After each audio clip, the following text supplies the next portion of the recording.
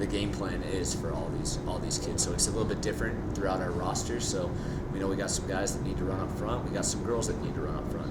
We've got our pack then that really have to key off of certain tactics, certain strategies, certain visuals that we're expecting throughout the race. So this week especially, just really keying in on those things, making sure that they're mentally ready for what that'll look like. It's going to be tremendous competition. It's going to look a lot different than the Lone Star Conference meet for both teams, and they've got to be ready for that because this is the highest level of competition in Division II cross country is the South Central Regional.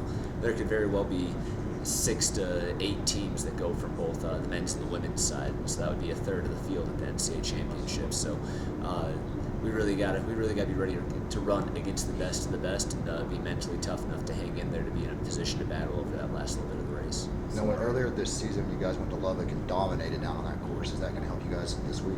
The biggest thing is having a positive experience. So you never want to have a negative experience at a place that's going to be a big part of your season later on down the road. So the best thing there is that we had some newcomers and young runners have positive experiences there. We had some boys who maybe didn't have a great race last year, went to the D2 National Invite, get a little bit of confidence there. So our goal is just to kind of feed off that and that positive experience down there from earlier in the year. What are some specific things that you're kind of expecting from your competition?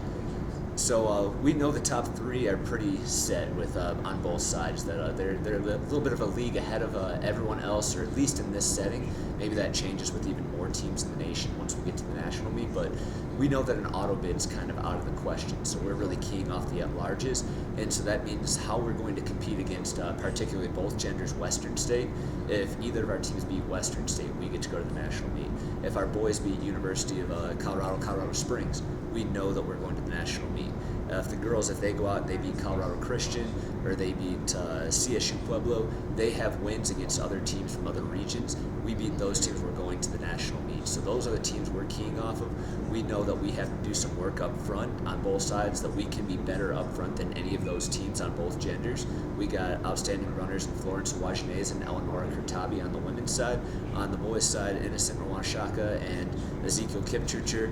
I'll throw Briggs Whitlake in there. He's looking really good. All of them have been conference champions or regional champions, All-Americans, one of the sort. So we are really counting on them to get the job done so that there's a little less pressure on our 4-5 runners just to follow those packs of those other teams and just get the job done and finish strong. Be as close to those teams 4-5s if we win those battles up front. We don't necessarily have to win those 4-5 battles. We just have to keep it close because we're going to get a lot of points at 1 and 2 on both genders.